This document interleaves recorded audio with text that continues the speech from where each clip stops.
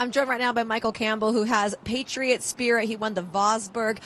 But this has been a long journey for you. Can you bring me back to your passion for racing and what happened in the 70s?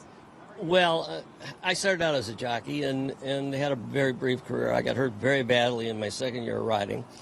I was in the hospital for almost a year, and it took its toll, of course, you know. But then I'd always known that I really wanted to be a trainer. My grandfather was a trainer. My father was a trainer.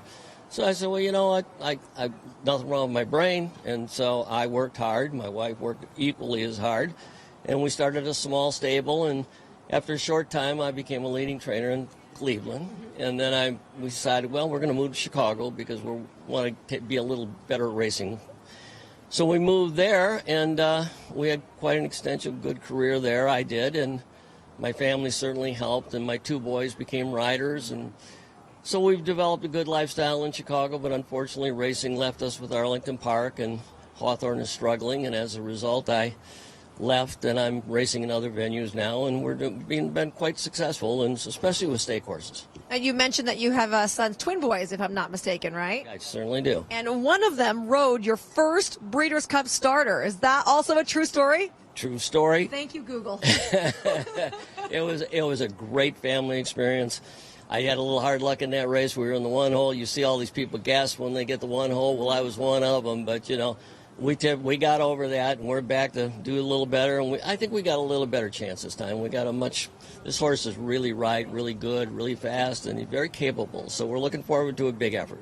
I feel like sometimes this horse might be his own worst enemy. He looks like he's needed to develop mentally in a couple of his races. Wow, that's very sharp. Yes, he did. He was a product of the sales, and I think, you know, they're programmed a certain way to speed, and he was the kind of horse, he just grabbed the bit, and he was going to be in front of those horses no matter what, but they can't do that with good competition. They have to learn to adjust and compromise, listen to the rider, and relax and rate a little bit. And he had a very difficult time doing that, but ultimately he did learn. And now that he's learned, is he easier to shut on and off and to get that perfect trip out of him? Is that what's helped attribute to things like winning the Vosburg? It certainly did. I would say this, that it takes an awfully good rider to ride him. Javier's just got these wonderful hands. He's a Hall of Fame rider, and I was surprised at how quickly I gave him the tips. He watched past replays. But it was he that did it, and I thought he just did a remarkable job just talking with his hands to the horse. How is this trip to Breeders' Cup different than your first trip to Breeders' Cup? I got a better horse.